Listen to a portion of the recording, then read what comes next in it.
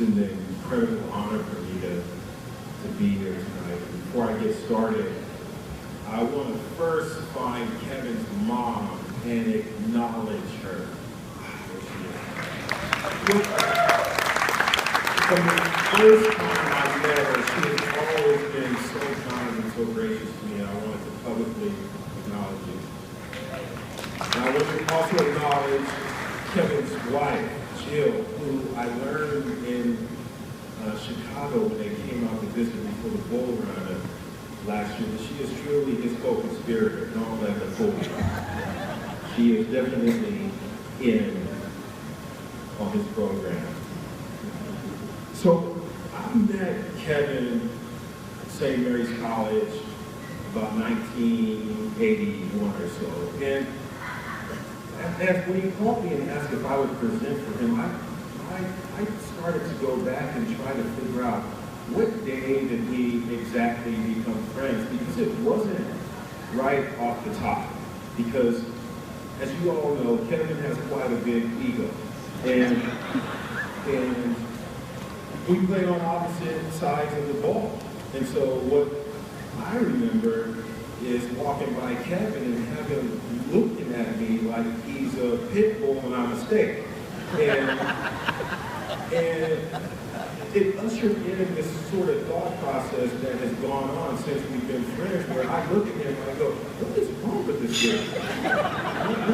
What is his problem? And so it's been like a recurring theme in our relationship, but somewhere along the line I blinked and we became friends. And so I'm thinking about what I'm going to say. What am I going to say about Kevin? I tell my girlfriend, hey, I'm going to go and do this introduction speech for my buddy. And she says, well, who is he? What is he like? And you know, I had to pause and really give it some thought. And what I came to is that there isn't a simple answer for Kevin. He's really quite complex. So one of the things that you know about him, and the reason that we're here, is that he is a tremendous football player. He's tough, tenacious, had tremendous instincts. I watched the guy play in a game with his shoulder taped to his arm, and with one arm, I think he led the team in tackles. And so he's this tremendous athlete that was able to accomplish something that I think we all should aspire to, and that is maximizing the talent that God gives us. And I think when it came to football, there's absolutely no question that Kevin did that. And if you think about the scalability of this game, it's only by fluke that Kevin wasn't a professional, because he certainly was good enough. Kevin also got me into my first bar fight. Kevin also was responsible for me the first and only time I had my tires slashed.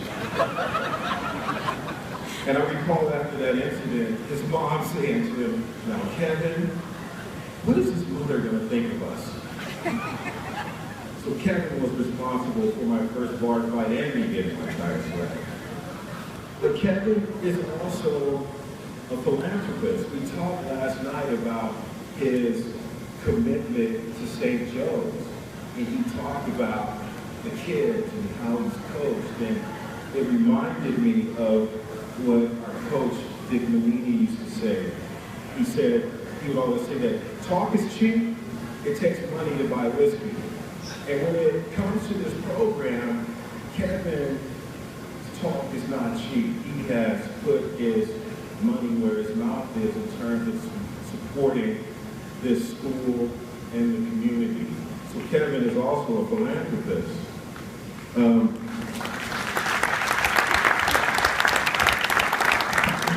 I called Kevin at a very dark time in my life, and he didn't hesitate. He didn't budge. He just said, what do you need? And so for me, he is the true, definition of a friend, that person that you can make the late night call to, and they pick up and they are there for you when you need them. And Kevin has been that to me. But I think of all the things that Kevin has been for me, he's been a really good teacher. Because I think you judge a man and a woman not by how they look, not by what they say, but you have to judge them by what they do. And so Kevin, although you would look at us, and I know that when people saw us together during college, it was a little bit odd because you got cowboy boots and you got hip hop. And so I wasn't the one wearing the cowboy boots, just so you know. So you got cowboy boots and you got hip hop, but underneath all of that was this thing that really drew us together. And what it was is that Kevin knows how to show up. And when he shows up 100%. I don't care if you're playing horseshoes, if you're playing checkers, if it's a football game, if he's barbecuing, it doesn't matter what the man does. He shows up and he is there 100%. And that is honorable. It's something that I think we all should aspire to. And it's endearing. And I think that thing is what drew us together. So, along with the teaching me about those things, Kevin also taught me something that really interesting. He taught me to what it was like to make the best really bad situation.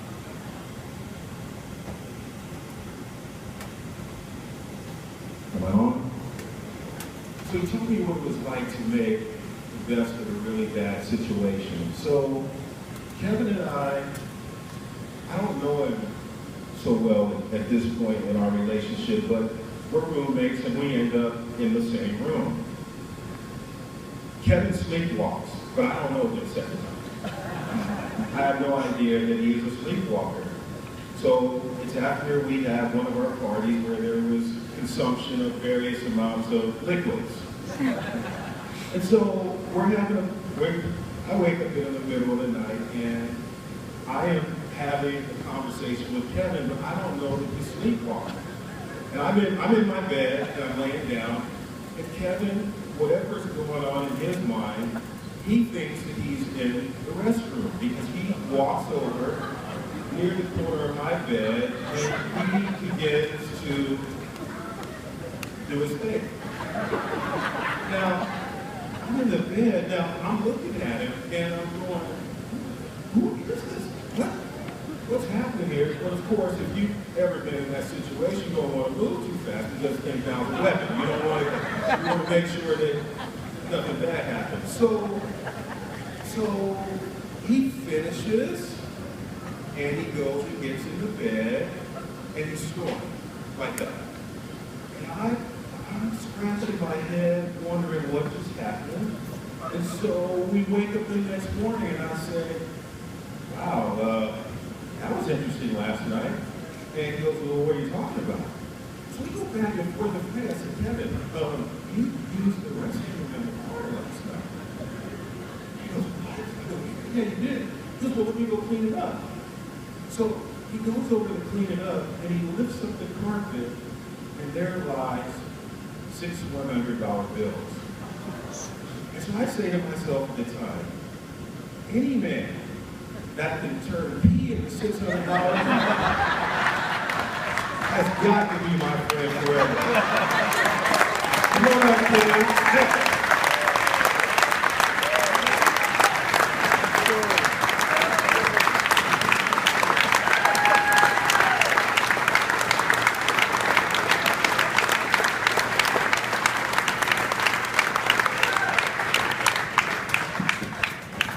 Thank you. Thank you, Andrew. That was one tough running back right there, I'll tell you. We had some good times at St. Mary's, but make a long story short, I think you know, growing up and coming to St. Joseph and watching John come through the school, and I see Mike Epperly and Scott Jacobs and some of the alumni here.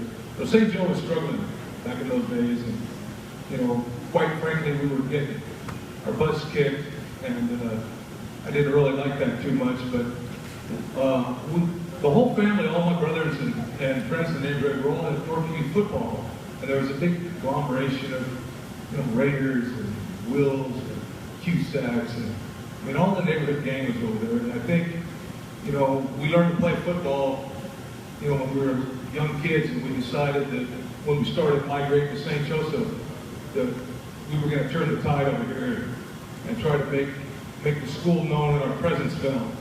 And I think Larry Walsh touched on it. When I was a senior in Mike's first year, it was 49-0 at halftime.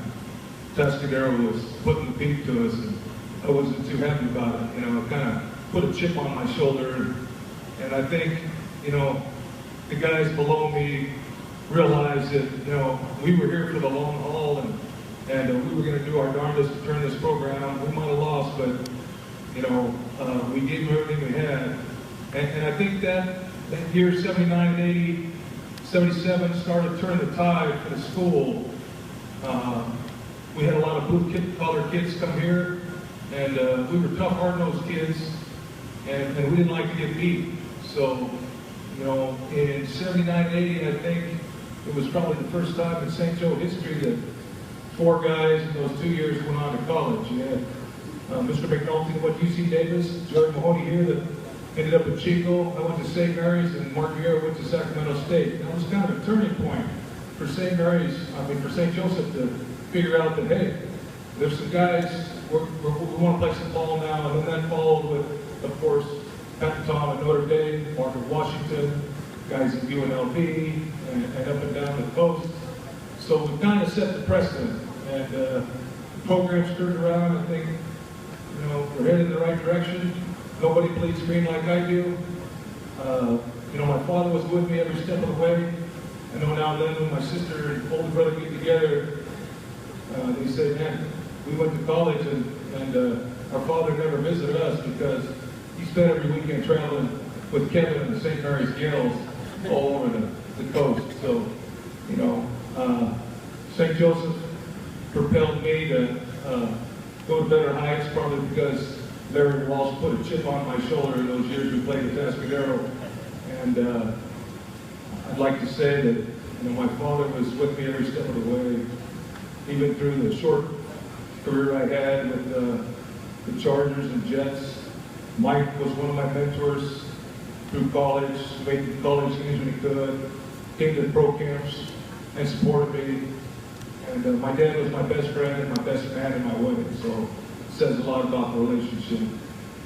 He was a big supporter of St. Joe's, and I am too. One of the best accomplishments I think I had was dedicating the Hard Rock Award one day for St. Joseph. I think tradition is a part of every high school, and St. Joseph's built up some tradition, and that Hard Rock meant a lot to me and a lot of people in this room, and it still does to this day. God bless Brian Smalley.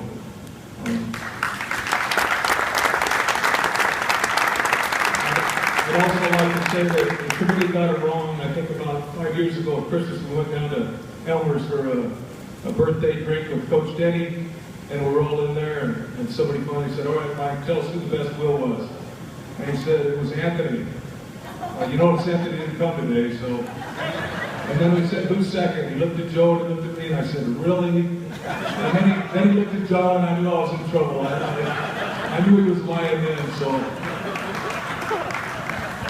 There's another tradition I'd like to get started, and I've talked to Coach Davis about this. For one, I'd like to honor him for the fantastic job they did last night. That's 2 years. That's 2 out of 3 years we beat Pastoral Board, and that's a big accomplishment, let me tell you. I'd also like to say that we had some conversation years ago about these kids that went on to college, getting their pictures from their college days and put in the weight room so these kids can aspire to reach greater heights when they're in there working out. I know we've got Tom Rader's picture in there, and and Mark Brunells, and I'd like to get Pat and McNulty and all the rest of you guys and present this to Coach Davis. He can put it on the wall with the rest of them. This is preseason with the San Diego Chargers. This is